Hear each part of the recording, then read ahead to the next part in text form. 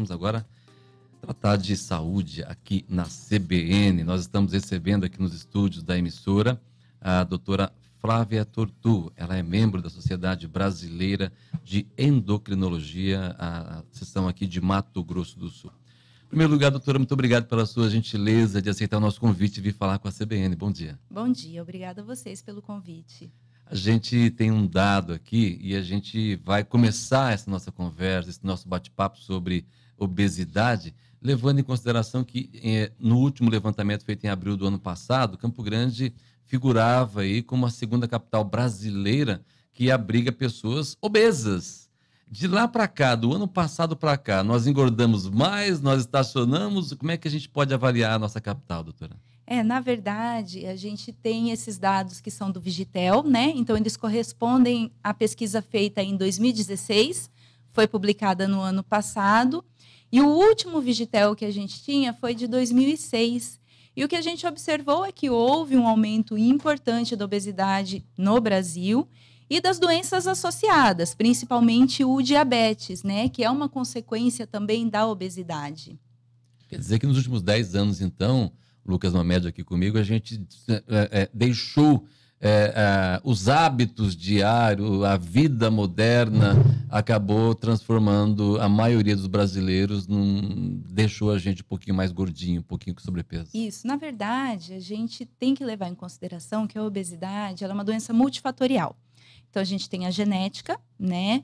Então, não é uma doença onde um gene só determina a obesidade. Temos doenças que são monogênicas, mas a obesidade, em geral, ela é poligênica. Então, por exemplo, se você tem o pai e a mãe obeso, o risco de você ter obesidade gira em torno de 80%. Tá.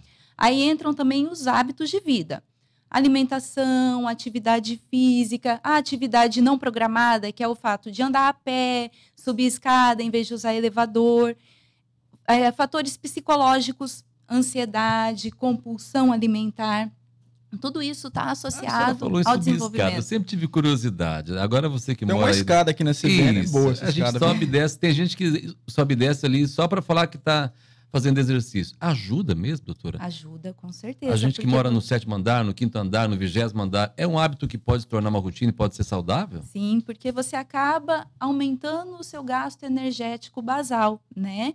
Então, quando a gente fala em excesso de peso ou perda de peso, a gente sempre tem que levar em consideração as calorias. Então, para eu promover uma perda de peso, eu tenho que fazer um déficit calórico. Eu tenho que comer menos e queimar mais calorias.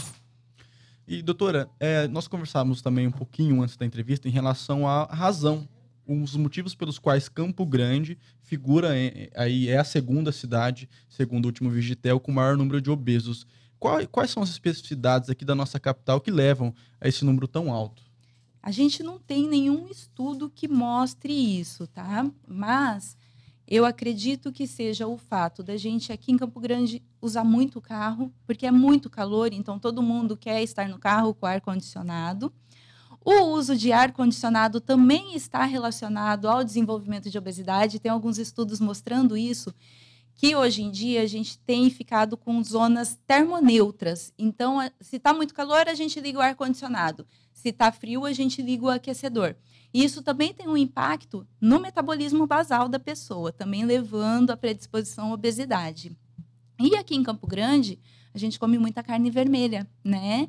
Então, não é muito hábito das pessoas ingerir vegetais, frutas. E carne branca, então, nem pensar, né? Todo mundo come muita carne vermelha. E a carne vermelha, além dela ser muito calórica, ela tem muita gordura saturada, que está associado também a uma inflamação do hipotálamo, que é onde a gente tem a regulação da fome e da saciedade. Então, pode ser por isso, né?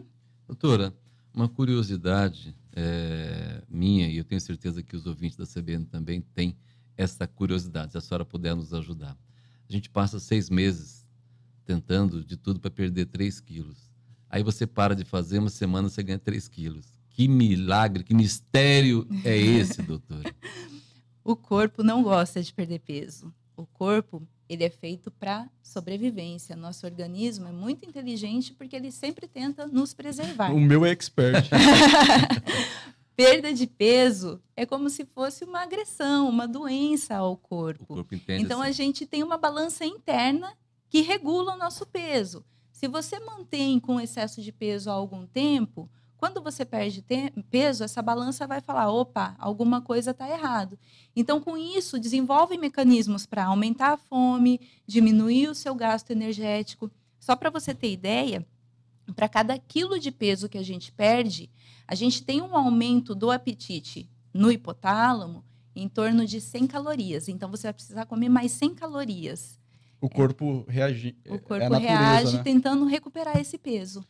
Pegando esse gancho ainda, uma coisa interessante é em relação à quantidade de informações disseminadas que nós temos também nas redes sociais, enfim, na televisão, da busca ideal pela forma, não só ser magro e saudável, você tem que ser musculoso, tem toda uma busca por um padrão, né, que é bem disseminado e que acaba aí chegando até as pessoas que tentam se igualar àquelas que elas admiram e que gostam de ver. O quão prejudicial é isso, o quanto isso vai contra a nossa natureza também, disso que nós estávamos falando, qual o limite também dessa busca por esse corpo, falando de saúde. Sim. A Sociedade Brasileira de Endócrino tem lutado muito contra isso, porque a gente, hoje na era digital, a gente tem muita informação errática.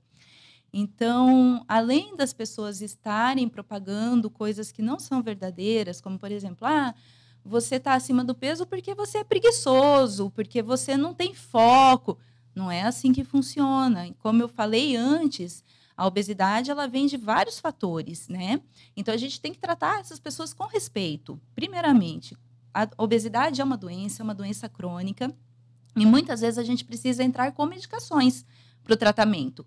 E hoje em dia tem uma coisa que, nossa, usar medicamento para obesidade é horrível, mas usar anabolizante é ok. Todo mundo usando anabolizante tá super bem. E é péssimo anabolizante. Anabolizante tem muitos efeitos para a saúde, né? Efeitos deletérios. Então, aumenta risco de infarto, aumenta o coração, risco para câncer. Teve um medicamento que teve uma polêmica acerca desse medicamento, da regulação dele, da liberação. Como é que é o nome, doutora? A sibutramina. Ela ainda está... A sibutramina havia sido retirada do mercado porque fizeram um estudo, chama Estudo Scout, e nesse estudo eles colocaram pacientes diabéticos, hipertensos e idosos, pacientes que tinham risco de infarto, e o que eles viram? A sibutramina nesse grupo aumentou o infarto. Nada novo, a gente já sabia disso, a gente não usava para esse tipo de paciente. O problema é o uso indiscriminado por pessoas que não precisam, sem a prescrição médica.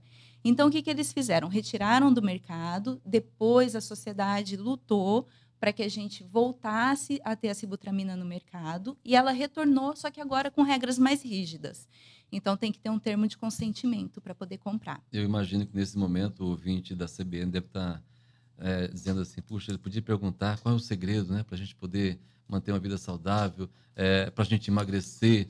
Tem, doutor, o que a gente pode fazer para se melhorar, para a gente poder ter uma vida mais saudável? A gente sabe que regras nessa área é muito difícil de ser cumprida. As pessoas fazem uma caminhada hoje, eu vou voltar para a academia, faz hoje e não vai mais. Uhum. E o que a sociedade a qual a senhora representa costuma dizer, olha, já que não vai conseguir perder tudo de uma vez no mês, mas o caminho ideal é esse?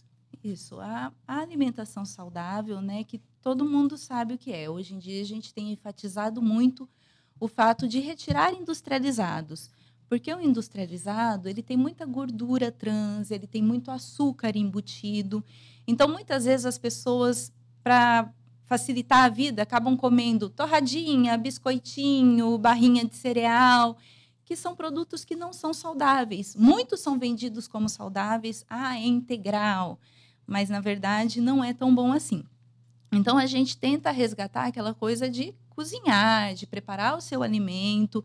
E hoje a gente tem várias opções de restaurantes saudáveis que entregam.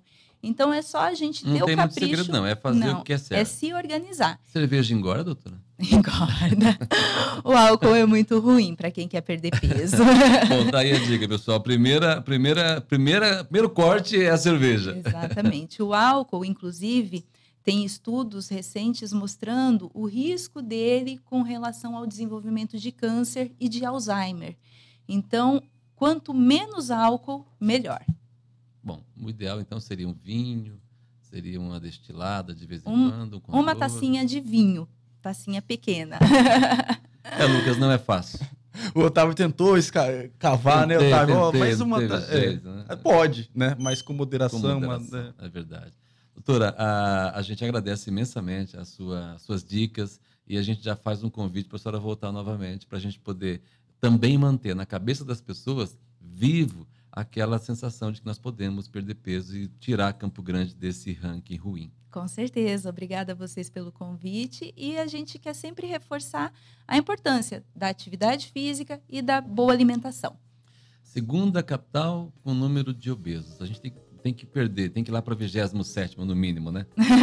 Obrigado. Agora são 9h55. Nós conversamos aqui na CBN agora com a médica endocrinologista, a doutora Flávia Tortu, que também